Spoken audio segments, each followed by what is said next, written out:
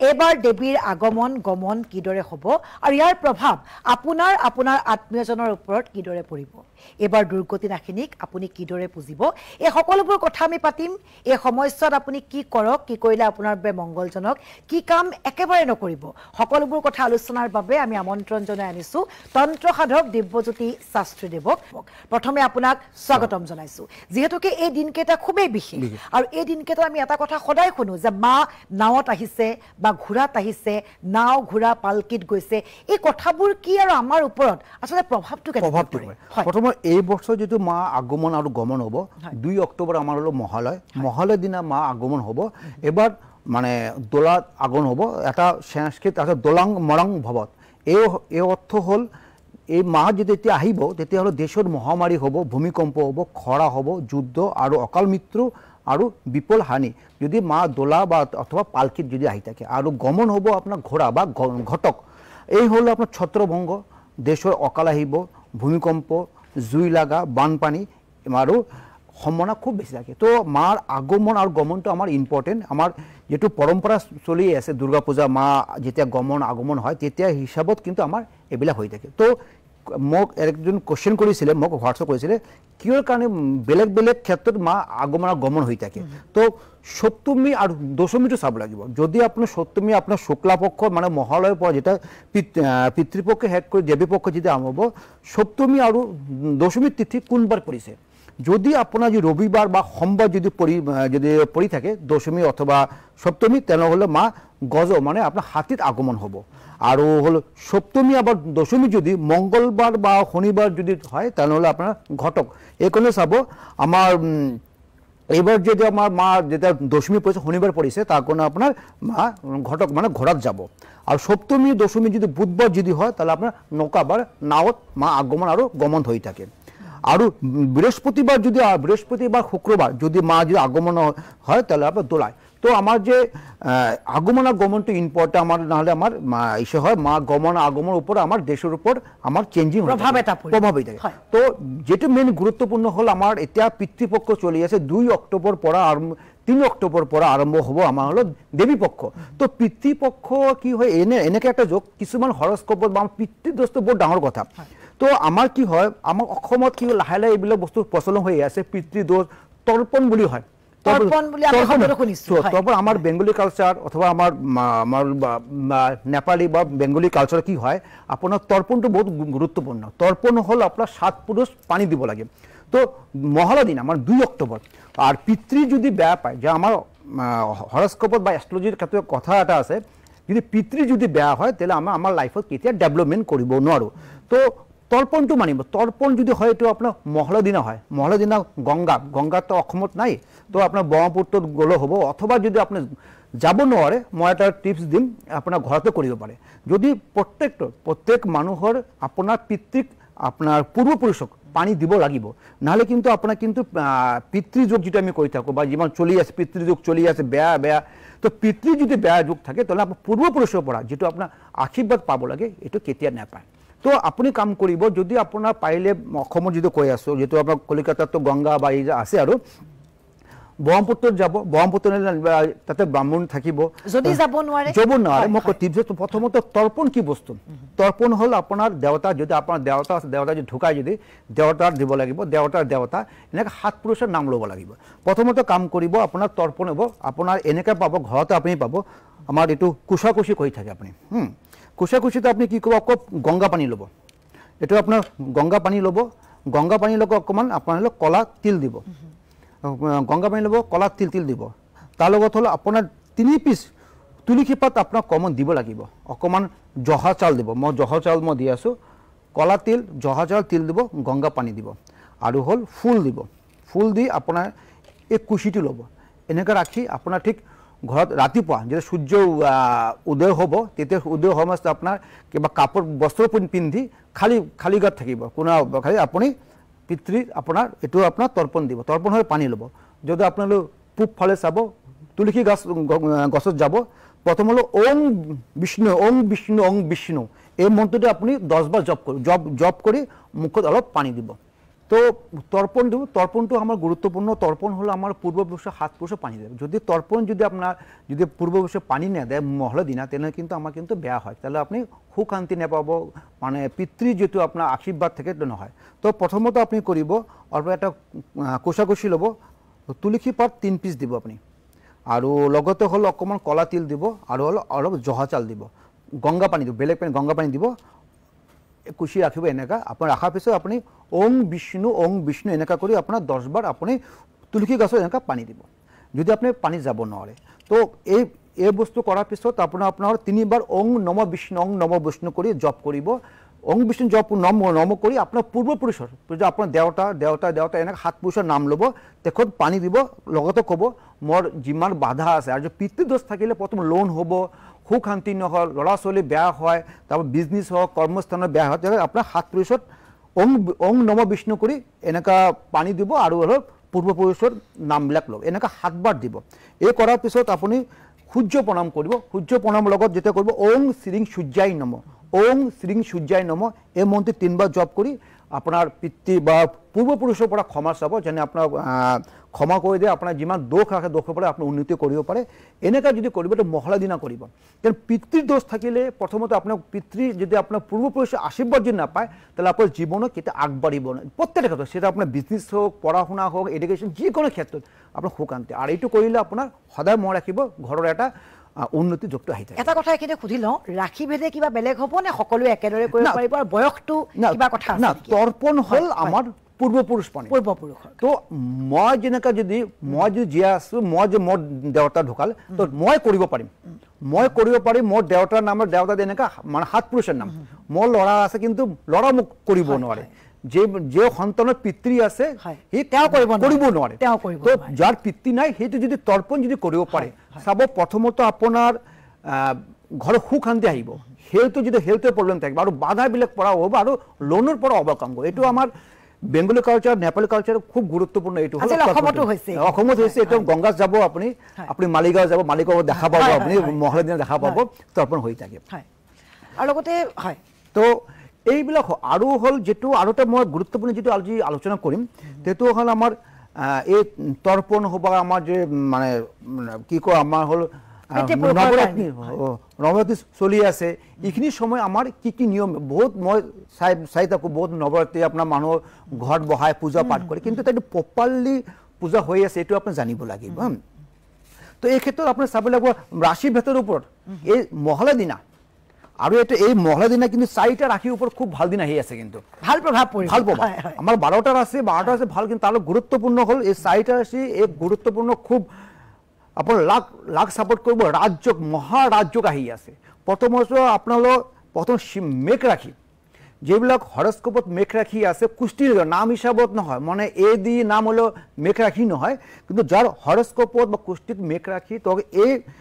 মহলা দিনার পৰা কিন্তু আপনার 1 বছর মানে নেক্সট 2025 মহলাকে খুব ভাল দিন। প্রথমত আপনার ফ্যামিলি মেম্বার আপনার সাপোর্ট করব, কিন্তু যোনে ফ্যামিলি মেম্বার সাপোর্ট করব, আপনার পুরনো টাকা, কাক লোন বা টাকা ধার দিছিল, এইবিলাক টাকা কিন্তু আপনি ঘূৰাই পাব, কিন্তু খুব ভাল কথা কৈছে, ঘূৰাই পাব, আৰু কৰ্মস্থানক উন্নতি কৰিব পাৰিব, আৰু হ'ল ফ্যামিলি মেম্বাৰৰ এটা বন্ডিংটো ভাল, যাৰ লগত পুৰা বেয়া হৈ আছে খুব ভাল পাব আপোনাৰ। তো সেকেন্ড সিংহ ৰাশিৰ কাৰণে খুব ভাল, সিংহ ৰাশিৰ যে ল'ৰা ছোৱালী বিয়ার এজ হয়েছে, বয়স হয়েছে, কিন্তু বিয়া হওয়া নাই, তো সিংহ রাশির কিন্তু এই বস্তুটো কিন্তু খুব ভাল, আপনার বিয়া বাৰৰ ক্ষেত্ৰত যোগাযোগ আহিব, আৰু বিয়া হওয়াৰ চান্সটো খুব বেশি থাকিব, আৰু সৰ্বক্ষেত্ৰত পৰা আপোনাৰ যিমান শত্ৰুৰ পৰা আপুনি জয়লাভ কৰিব, আৰু হ'ল পঢ়া শুনা ক্ষেত্ৰত বা ফ্যামিলিৰ ক্ষেত্ৰত খুব ডেভেলপমেন্ট পাব। কিন্তু তাৰপৰে আহিছে মীন ৰাশি। মীন ৰাশি নতুন কৰ্ম, মানে আপনি যা ভাবি নতুন কৰ্ম আৰম্ভ কৰিব পাৰে। মীন ৰাশিৰ ক্ষেত্ৰত আপনি এনে শনি সাহায্য চলি আছে, কিন্তু আপনাৰ মহলাৰ পৰা মীন ৰাশিৰ কিন্তু আপনাৰ শুভ কাম আৰম্ভ কৰিব পাৰে, নতুন বিজনেস কৰিব পাৰে, নতুন প্ৰপাৰ্টি, নতুন ল্যান্ড হওয়াৰ সম্ভাবনা খুব বেশি আপনাৰ কিন্তু এই মীন ৰাশিৰ ক্ষেত্ৰত, তো ভাল। তার লাস্ট রাশি হল ধনু রাশি। ধনু রাশি হল বিশেষ রাজযোগ আহি আছে, বিশেষ রাজ্য থাকলে এই ধন প্রাপ্তি হব, পুরনো টাকা পাব, আর লটারি রিলেটেড এগুলো পাওয়া বস্তু সম্ভাবনা থাকিব পাব। তার কারণে এনেকা নহয় যে আপনি খালি লটারি কাটি থাকিব, কিন্তু লটারি যোগ এটা আছে, আর জীবনে সুখ শান্তি আপনি ঘূৰাই পাব, আৰ ফ্যামিলি মেম্বাৰ ল'ৰা ছোৱালীৰ লগত আপনাৰ বন্ডিংটা খুব ভাল পাব। কিন্তু বাকি কেইটা ৰাখিৰ ক্ষেত্ৰত বাকিকেইটা ৰাখি নৰ্মেল থাকিব যেনেকৈ, কিন্তু চাৰিটা ৰাখিৰ আমাৰ 2024 যেটো আমাৰ মহালয় বা আপোনাৰ পিতৃপক্ষ বা দেৱী পক্ষ আৰম্ভ হ'ব, তেতিয়া খুব শুভ ফল পাব। কিন্তু তো এইবিলাক যদি মানি মিলে, আৰু পিতৃযোগ যেটো আলোচনা কৰি আছে, পিতৃযোগ হলো আমাৰ ৰবিৰ লগত, যিবোৰ ৰবিৰ লগত বা যিবোৰ নেগেটিভ প্লেনেট, শনি হ'ব পাৰে বা কেতু হ'ব পাৰে বা ৰাহু হ'ব পাৰে বা আপোনাৰ বুধ হ'ব পাৰে, তেতিয়া পিতৃযোগ যেটো হয়, পিতৃযোগ থাকিলে প্ৰথমত দুখ আহি যায়। প্ৰত্যেকটা মানুহ যেতিয়া চলি আছে, পিতৃযোগ চলি আছে, দুখ আহিব, সুখ শান্তি নাপাব,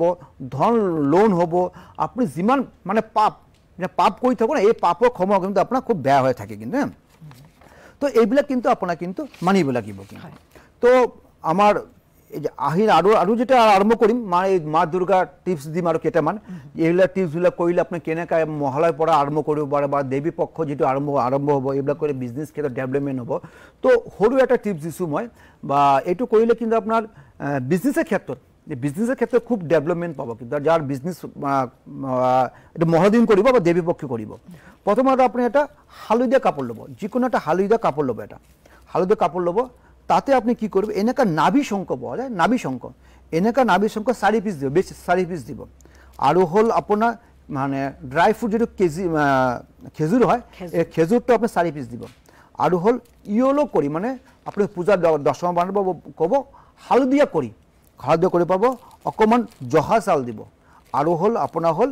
এটা ৰূপৰ এটা টুকৰাৰ পিস দিব। এইটো বস্তু আপোনাৰ মহলা দিনা পূজা কৰিব। পূজাৰ সময়ত আপোনাৰ ওং হিৰিং দুৰ্গে দুৰ্গে ৰক্ষিণী স্বাহা, ওং হিৰিং দুৰ্গে দুৰ্গে ৰক্ষিণী স্বাহা, এই মন্ত্ৰটি 108 বাৰ জপ কৰি ধূপ চাকি দেখাই বান্ধি আপোনাৰ কেশ বাক্স ৰাখি দিব। মই 100% কৰোঁ, আপোনাৰ ইনকাম সোৰ্স বাঢ়িব, সেভিংস হ'ব আৰু ডেভেলপমেণ্ট বেছি পাব। তো এই হল, আৰু এই মাহৰ অকমান পূজাৰ কাৰণে অকমান কিবা ডেট বা মই আপোনাক এটা কথা ক'ব বিচাৰিছিলোঁ। আচলতে আপুনি বুলি ক'লে আপুনি বহুখিনি বিধান দিয়ে বা কি কৰিব কি নকৰিব কয়, ইয়াৰ লগতে আপুনি ক'লৈ যাব, আপোনাক কিদৰে লগ পাব পাৰিব, এই কথাটো সকলোৱে জানিব বিচাৰে। এবাৰ মই কৈ লওঁ যদি আপুনি দিয়ে। হয় হয়, যিহেতুকে এইবাৰ পূজা উপলক্ষে কিছু সাল সলনি ঘটিছে, আমি এইখিনিতে কৈ ল'ব বিচাৰিছোঁ। 1, 2, 3, 12, 18, 19, 20, 28, 29 আৰু 31 তাৰিখে তেখেত থাকিব গুৱাহাটীত। গুৱাহাটীৰ বশিষ্ঠ চাৰিআলি পিলিংকাটা ৰোডত শিৱ মন্দিৰ আছে। শিৱ মন্দিৰৰ বিপৰীতে কিছু আগবাঢ়ি গ'লে আছে কামাখ্যা তাৰাপীঠ সিদ্ধ জ্যোতিষী দিব্যজ্যোতি শাস্ত্ৰীদেৱৰ চেম্বাৰ। যিকোনো সমস্যা সন্দৰ্ভত আপোনালোকে আলোচনা কৰিব পাৰে, সাক্ষাৎ কৰিব পাৰে। 4 তাৰিখে তেখেত মৰাণলৈ যাব, প্ৰথম চেম্বাৰ মৰাণত হ'ব। মৰাণত আছে উষা জুৱেলাৰ্ছ আছে, থানাৰ বিপৰীতে আছে, আৰু ইয়াতে তেখেতৰ চেম্বাৰ হ'ব। তেখেত 5 তাৰিখে জাজি আমগুৰিলৈ যায়, জাজি আমগুৰি পাল জুৱেলাৰ্ছত চেম্বাৰ আছে। 6 তাৰিখে যোৰহাটলৈ যায়, AT ৰোড তৰাজান, আৰু ইয়াতে আছে কুঞ্জনী জুৱেলাৰ্ছ, ইয়াতে চেম্বাৰ আছে। 17 আৰু 28 তাৰিখে মালিগাঁও চাৰিআলি চেণ্ট্ৰেল বেংকৰ বিপৰীতে থকা অট্টালিকাৰ প্ৰথম মহলাত চেম্বাৰ আছে। বঙাইগাঁৱলৈ যিহেতুকে এবাৰ আপুনি 30 তাৰিখে যাব, এবাৰ 30 তাৰিখে যাব, ছেপ্টেম্বৰ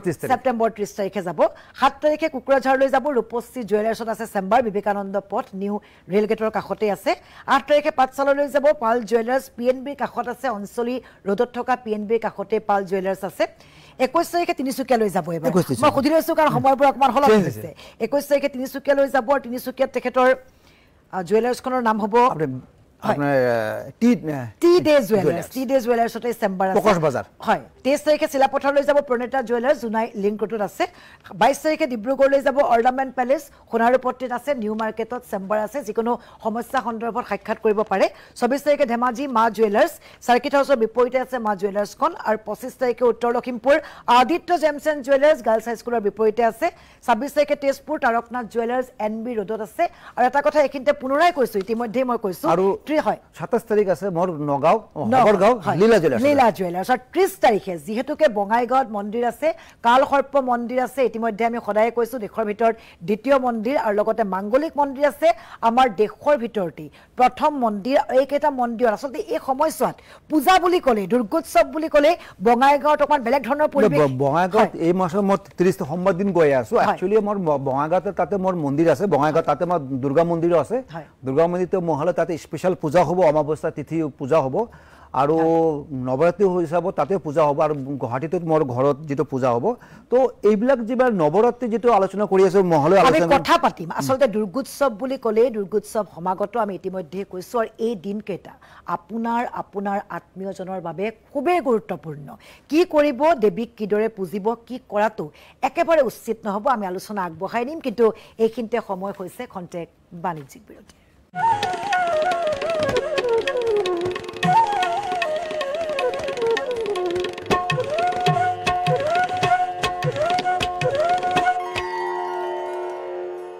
हीरो मेरे टीम से हो मेरे टीम से चांस ही नहीं है मनुदा आप तो फुटबॉल एजेंट हो आप बताओ अगला हीरो वेस्ट बंगाल से होगा देखिए ISL सिर्फ जियो सिनेमा और स्पोर्ट्स 18 3 पे নিখুঁত ছাল অৰ্থাৎ একো দেখা নাযায় ইয়াত নাই ইয়াতো নাই সকলো ফালৰ পৰা ক্লিয়াৰ ব্ৰাইট স্কিন কেনেকৈ Pond's bright beauty serum cream niacinamide vitamin B3 ৰ সৈতে ভিতৰলৈ গৈ 96% দাগ কম কৰে ব্ৰাইট স্কিন লৈ আহে মাত্ৰ 10 টকাত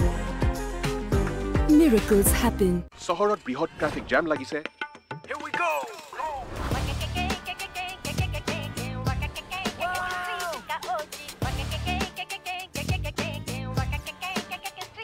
চহৰখনে চক খাই গ'ল আমাৰ কাৰণে নহয় ষ্ট্ৰীটৰ OG সুজুকি এভিনাছ शान से बढ़े चलो ये है ट्रम्प शूज का राज Trump lightweight comfortable school shoes शान से चले चलो এনে কোৱা জেটিদা গুছাই কি বলে স্যার এটু নহয় টাইড স্টেইন রিমুভাল কি নতুন টাইড হয় স্টেইন রিমুভাল কি টাইড হয় আসলে স্যার কে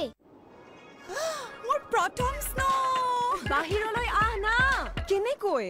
2 বাৰ লোশন লগালো ভাই এতিয়াও ড্ৰাইটো হ'বই ন স্কিনত প্ৰো চেৰামাইডছ লাগে আৰু তই ওপৰে ওপৰে লোশন লগাইছ প্ৰো কি প্ৰো চেৰামাইডছ যুক্ত ভ্যাসলিন ডিপ ময়শ্চাৰ ই ওপৰে নহয় 10টা লেয়াৰৰ ভিতৰলৈ গৈ ময়শ্চাৰাইজ কৰে 48 ঘণ্টালৈকে বাহিৰলৈ আহি গলি প্ৰো চেৰামাইড ভিতৰলৈ গ'ল ন ভ্যাসলিনৰ পৰা পোৱা যায় ময়শ্চাৰৰ গ্লো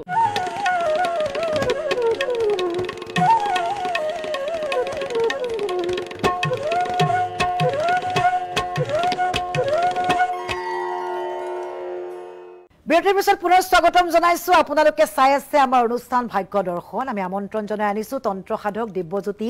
শাস্ত্ৰীদেৱক ইতিমধ্যে মহালয়াৰ দিন চমু চাপিছে দেৱীৰ আগমন গমনৰ সৈতে আপোনাৰ এই আগমন গমনৰ প্ৰভাৱ কিদৰে আপোনাৰ জীৱনত পৰিব কিদৰে দেৱীক পুজিব আমি সকলো কথা পাতিম আসলতে আজিৰ দিনটো এটা বিশেষ আলোচনা আমি কৰি আছো যিহেতুকে আমি এটা কথা এখিনতে খুদু যে নৱৰাত্ৰিৰ দিনকেইটাত দেৱীক কিদৰে পুজিব লাগিব প্ৰথমত নৱৰাত্ৰি যেটো আজিকালি যেটো হৈ আছে এটা ফ্যাশন হৈ গল যেটো কি হয় আমি নৱৰাত্ৰি ঘৰত বহাও আৰু পূজা পাঠ কৰো তো প্ৰথম নৱৰাত্ৰি যদি পূজা যদি কৰে কোনো মানুহ বা লৰা বা ছোৱালী কৰে তো কেটামান নিয়ম মানিব আছে নিয়ম আমি উল্টা পল্টা কৰাৰ কাৰণে আমাৰ ইমান লাইফৰ কুপ্ৰভাৱ পৰি আছে আজিকালি ফ্যাশন কি হল নৱৰাত্ৰি পূজা কৰি আছো এটা ঘৰত বহা দিলে হৈ গল নহয় কিন্তু নৱৰাত্ৰি ঘৰত যদি বহা যদি ঘৰত পূজা কৰে তো কেটামান কি নিয়ম কিন্তু আপোনাক মানিব লাগিব যদি এইবিলাক যদি নেমানে প্ৰথমত হল আপোনাৰ হল ঘৰ সংসাৰৰ অমংগল আহিব মানে ফাইনান্সিয়াল প্ৰবলেম সুখান্তি নহব আৰু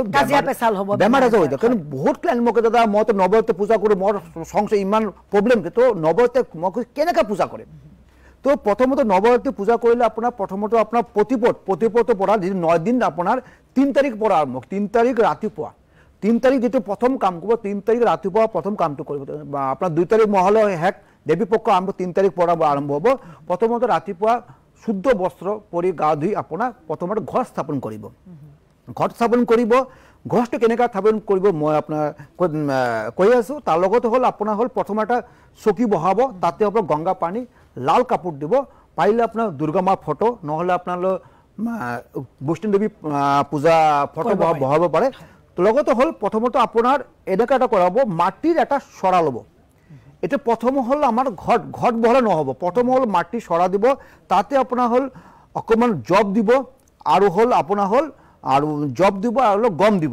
গম দি এটো আপোনাৰ মাটি দি অকমান গোবৰ দি ইখিনি হ'ব ঘি দি আপুনি এনেকা গছ লগাব গছ জব পাৰি দিয়ে এটা লাহে লাহে গছটো উঠিব এটো হল মা দুৰ্গা জব বৈষ্ণৱ দেৱীৰ মেইন আপুনি নৱৰাত্ৰি মেইন এইটো যদি হয় নৱৰাত্ৰি পূজা কেতিয়া নহয় আৰু অনামিকা ফিংগাৰ দি আপোনাৰ এইখিনি আপোনাৰ 9টা আপোনাৰ ফুট লগাব এটো কৰিলে এটো হল ঘটত যেটো আপোনাৰ ফটো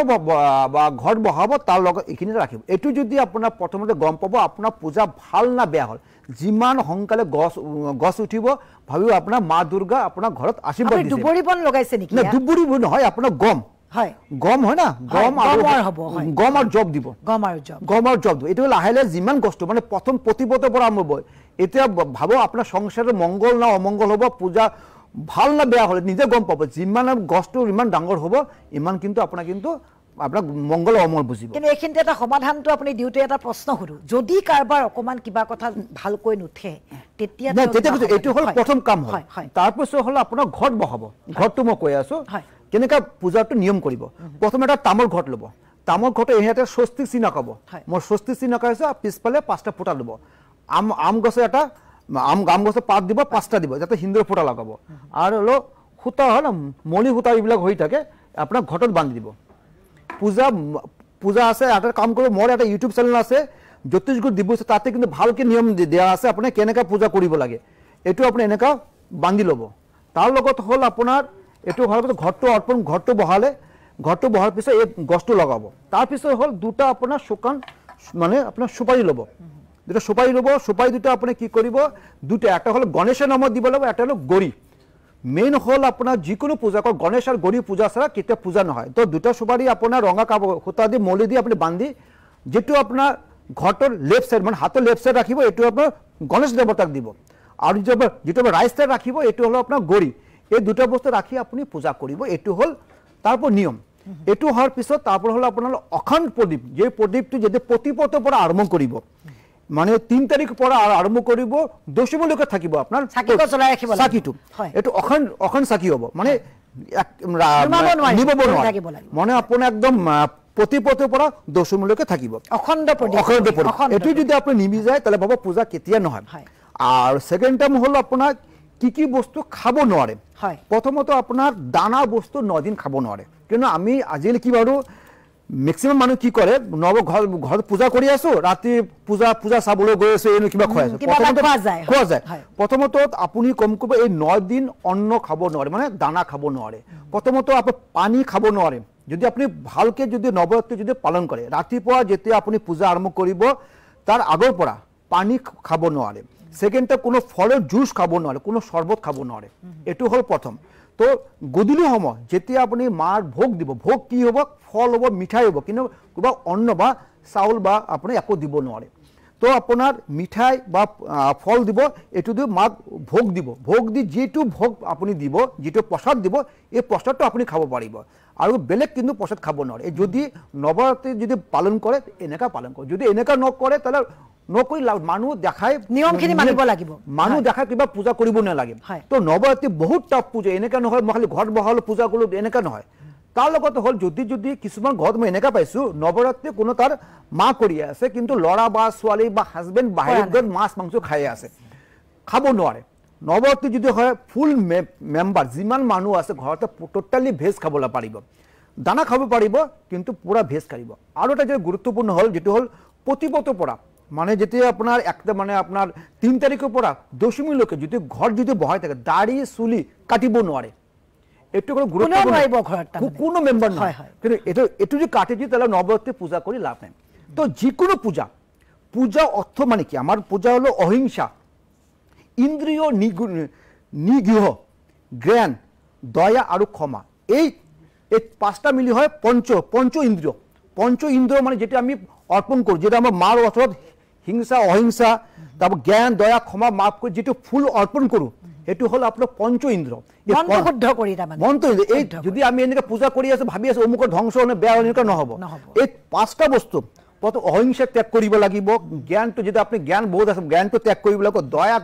দয়া কৰিব লাগিব ক্ষমা চাব লাগিব ইন্দ্রিয় নিগ্রহ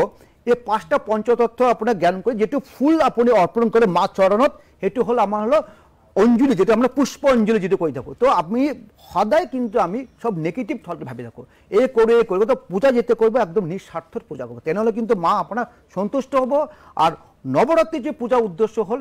এটু যদি নকরে যদি আপনার নবরাত্রি পূজা করে লাভ নাই মানুষ দেখায় মানুষ শুনায় লাভ নাই তার কারণে উল্টা রিয়াকশন হয় তো আরো একটা বস্তু কৈছো যেতিয়া আপনি করব এনেকা থাল লব এটা পূজাৰ নিয়মবিলাক কৈ আছো মই এনেকা থাল ল'ব, ষ্টিলৰ থাল ল'ব। প্ৰথমতে এনেকা নৱগ্ৰহণ নামে আপোনাৰ হ'ল আপোনাৰ 9টা চাউল দি আপোনাৰ ফুল দি আপোনাৰ লেফ্ট চাইড ৰাখি মাক যেতিয়া ভোগ দিব,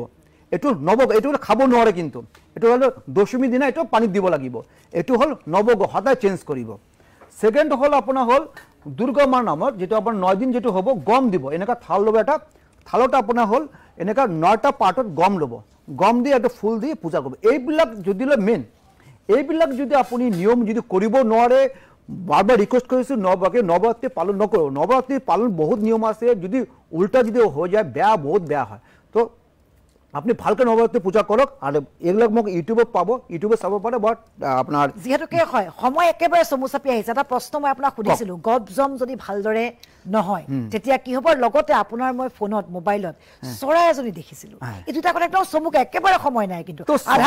এইটো হ'ল আমাৰ বেংগলী কালচাৰ হ'ল নীলকণ্ঠ পানী। এতিয়া আজি ইণ্ডিয়াত এইটো পাখিটো ব্ৰেণ্ড হৈ গ'ল, মানে ব্ৰেণ্ড কৰি দিলে এই পাখিটো নীলকণ্ঠ। এই নীলকণ্ঠ হ'ল যেতিয়া মা দুৰ্গা আগমন হয় তেতিয়া কিন্তু আমাৰ পৃথিৱীত আহে, আৰু যেতিয়া মা দুৰ্গা আকৌ যেতিয়া হিমালয় বা শিৱৰ ঘৰত যাব তেতিয়া এই পাখিটো আগত গুচি যায়। সেইকাৰণে আমাৰ কি হয়, আগত যেতিয়া আমাৰ বেংগলী কালচাৰত মানে দশমী দিনা এটা নীলকণ্ঠ পাখি এটা মানে লাগিছিল, মানে এৰিব লাগিছিলে। কিন্তু আমি এতিয়া কি কৰোঁ, মানে মাটিৰ বা এনেকৈ আপোনাৰ এনে কাগজৰ এটা পাখি এৰি দিওঁ। গপ জমৰ ক্ষেত্ৰত একেবাৰে চমুকৈ মুখেৰে কৈ দিয়ক আপুনি। আৰু গম যদি এনেকুৱা যদি হয় তো সদায় আপুনি কৰিব, আপুনি মা দুৰ্গাক ক্ষমা চাব, আপোনাৰ নিয়ম নিষ্ঠাত পূজা কৰিব, আৰু যেতিয়া দশমী দিনা ভাল হ'ব এনেকৈ প্ৰাৰ্থনা। আপোনাক ধন্যবাদ জনাইছোঁ, কৃতজ্ঞতা জনাইছোঁ, আপুনি বহুখিনি সময় আমাক বহুমূলীয়া দিলে। আৰু শাৰদীয় দুৰ্গোৎসৱৰ সকলোকে আগতীয়াকৈ শুভেচ্ছা জনাই মই মৃদুস্মিতা ভূঞাই ভাগ্য দৰ্শন অনুষ্ঠানৰ পৰা বিদায় লৈছোঁ।